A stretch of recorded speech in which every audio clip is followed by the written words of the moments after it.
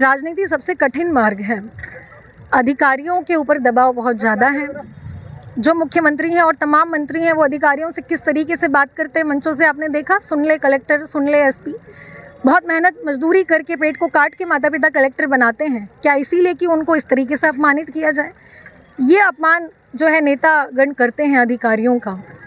तो फिर आप देख सकते हैं कि यही कारण रहा कि अगर अधिकारियों के ऊपर इतना दबाव है, उनको गलत काम करने के लिए इतना मजबूर किया जाता है, तो ऐसी नौकरी में रहने से कोई फ़ायदा नहीं है। ऐसे अधिकारी पद पर रहने का क्या फ़ायदा अगर आप खुद मेरा अपमान हो रहा है, तो ये मेरा अपमान नहीं है। जब एक पढ़ी लिखी महिला का मध्य प्रदेश के अंदर ऐसा अपमान हो सकता है, तो मेरी बेचारी अनपढ़ या कम पढ़ी लिखी महिलाओं का क्या होता है? आप नमस्कार, मैं साहिल और आप देख रहे हैं जीवन न्यूज। आज हमारे साथ हैं बैतूल से आने वाली निशा बांगरे जी, जिन्होंने बैतूल से निकली प्रशासनिक अधिकारी भी रही, वहां से इस्तीफा दिया और पूरा देश आज सोशल मीडिया के माध्यम से उन्हें जानता है। तो आइए चर्चा करते हैं निशा बांगरे जी से। मैम नमस्कार। नमस्ते।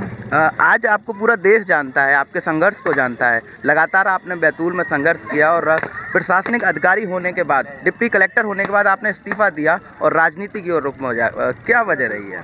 कि ये जनता का प्यार है, ये मीडिया का स्नेह रहा जो उन्होंने पूरे देश तक मेरी आवाज़ को पहुंचाई है। मैं मीडिया को और पूरी जनता को धन्यवाद देना चाहूँगी कि उन्होंने जो है मेरे साथ सहानुभूति रखी है। कारण यही रहा कि जिस तरीके से आपने देखा भारतीय जनता पार्टी की सरकार ने मेरे साथ जो अत्याचार अन्याय किया, मानसिक रूप से, शारीरिक रूप से, आर्थिक रूप से, हर तरीके से प्रताड़ित करने का काम पिछले 4 महीने तक उन्होंने किया। अपने घर के उद्घाटन में जाने से रोका। जब हम अपनी न्याय की बात के लिए, मांग के लिए सड़क पर आए तो हमारे कपड़े फाड़ दिए गए, बाबा साहब की फ़ोटो के टुकड़े टुकड़े कर दिए गए, जेल भेज दिए गए। तो फिर ऐसे अधिकारी पद पर रहने का क्या फ़ायदा अगर आप खुद मेरा अपमान हो रहा है? तो ये मेरा अपमान नहीं है। जब एक पढ़ी लिखी महिला का मध्य प्रदेश के अंदर ऐसा अपमान हो सकता है, तो मेरी बेचारी अनपढ़ या कम पढ़ी लिखी महिलाओं का क्या होता है? आप अच्छे से जानते हैं।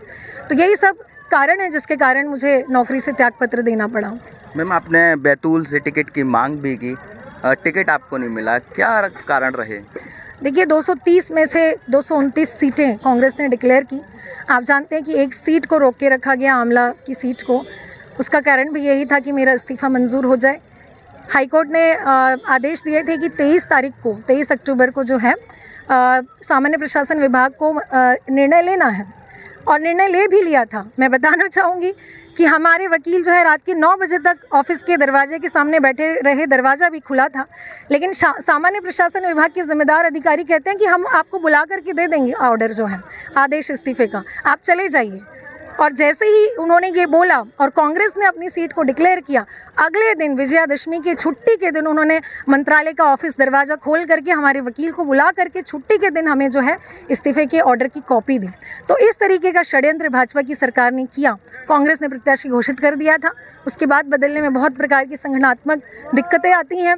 और बीजेपी के जो ये मंशा थी कि एक तो मुझे नौकरी से भी हटा दिया जाए और चुनाव लड़ने से भी रोका जाए, तो वो उसमें तो सफल हो सकती है, लेकिन उनकी दूसरी मंशा ये थी कि मैं आमला में चुनाव लड़के निर्दलीय चाहे किसी और पार्टी से, तो बीजेपी को फ़ायदा पहुंचाऊं और कांग्रेस को नुकसान पहुंचाऊं।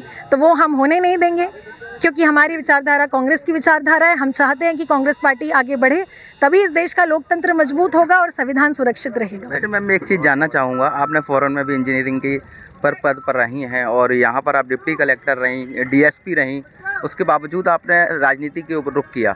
एक चीज़ मैं ये जानना चाहूँगा, क्या प्रशासनिक जो अधिकारी हैं उनकी जीवनचर्या ज़्यादा अच्छी है या राजनीतिक? राजनीति सबसे कठिन मार्ग है। अधिकारियों के ऊपर दबाव बहुत ज़्यादा है।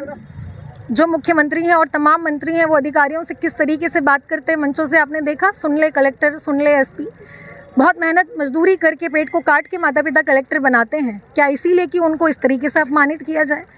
ये अपमान जो है नेतागण करते हैं अधिकारियों का। तो फिर आप देख सकते हैं कि यही कारण रहा कि अगर अधिकारियों के ऊपर इतना दबाव है, उनको गलत काम करने के लिए इतना मजबूर किया जाता है, तो ऐसी नौकरी में रहने से कोई फ़ायदा नहीं है। हमें राजनीति में जाना पड़ेगा ताकि राजनीति स्वस्थ हो सके। आज आप कांग्रेस में आ चुके हैं, पदाधिकारी हैं, क्या लग रहा है इस बार विधानसभा चुनाव में क्या होने जा रहा है?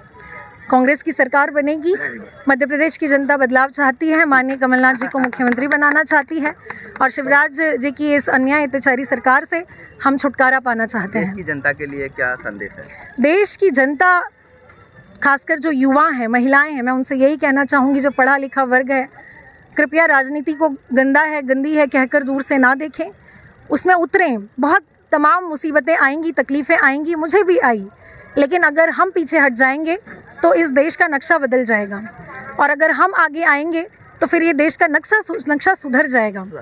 क्योंकि कहते हैं ना कि युगों की कहानी युवाओं के कंधों पर चलती है, इतिहास उधर मुड़ जाता है जिस ओर जवानी चलती है। तो इसीलिए जो हमारे युवा साथी हैं, महिला हैं, पढ़े लिखे लोग हैं, मैं उनसे यही विनती करूंगी हाथ जोड़ करके कि वो राजनीति में ज़रूर आएँ, इस गंदगी को साफ़ करें अगर वो चाहते हैं, अगर वो कहते हैं गंदा है, तमाम मुसीबतों तकलीफ़ों को झेलें। और जनता को भी चाहती हूँ कि अपनी बुद्धि का इस्तेमाल करके सही जगह पर वोट करें।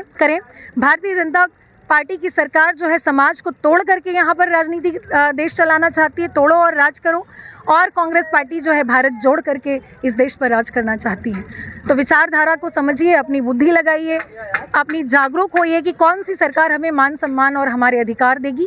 कांग्रेस पार्टी की सरकार बनाए, यही मैं पूरी देश की जनता को कहना चाहती हूँ। तो आपने सुना हमारे साथ निशा भांगरे जी, जो कि बैतूल से आती हैं और डिप्टी कलेक्टर के इस्तीफा देकर राजनीति की ओर रुख करती हैं।